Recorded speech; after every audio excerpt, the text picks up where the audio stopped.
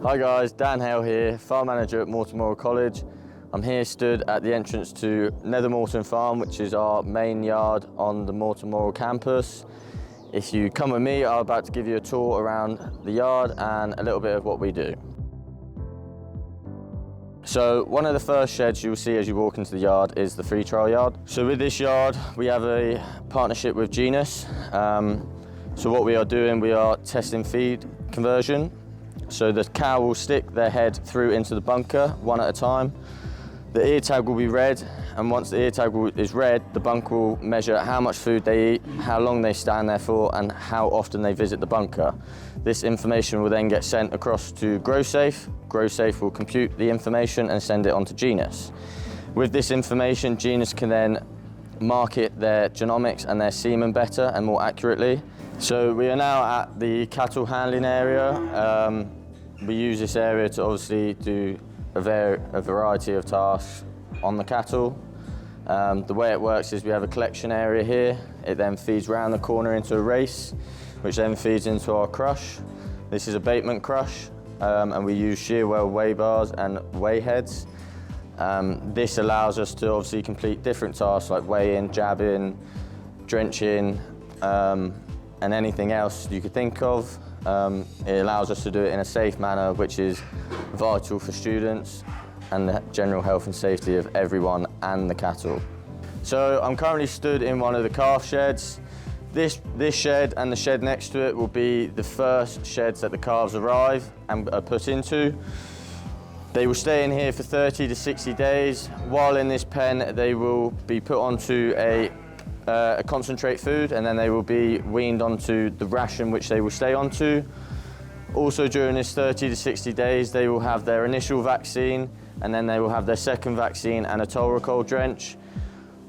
After the second vaccination and the tolracol drench, they will then move up to a shed at the top of the yard, and then after that they will make their way down the sheds until they finish in the finishing yard. So after the calves have left the bottom shed, which is their first shed, they will then move up to one of these top pens at the top of the yard. After that pen, they'll go onto the trial yard, and then after the trial yard, they'll drop down to this pen here, and then as the cattle leave, they'll all slowly make their way down, and they will all end up in this last shed here, which is the finishing yard. In this yard, they will be weighed every 2 to 3 weeks. During this time, it's vital that we keep the food in front of them, make sure it's ad lib and they're eating as much as possible, but it's also vital we're keeping them comfortable and clean. Moving on from the cattle yards, we're now in the main lambing barn. This barn is used obviously for lambing. We have our main grouping up pens on the side. This is where the ewes will give birth. They can hold anywhere from 20 to 40 ewes in at a time. Once the ewes have given birth, they will then go into these mothering pens for 24 hours with the lamb.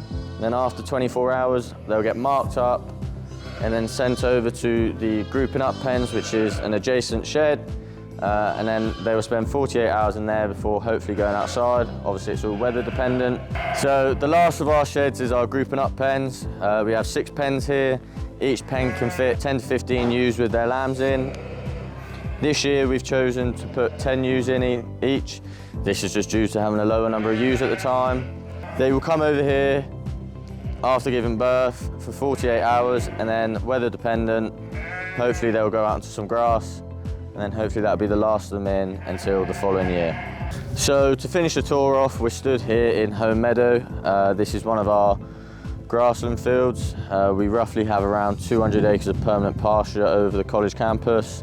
We do also share some grazing with the equine unit, which is roughly another 50-60 acres. As you can see, there's some ewes grazing in the background with their lambs. All of our grazing at the farm is used solely for the sheep enterprise, as the beef do not go out to graze. As you can see, they're fairly content, and it's lovely to see. Hopefully the spring will perk up and we'll actually get some sunshine.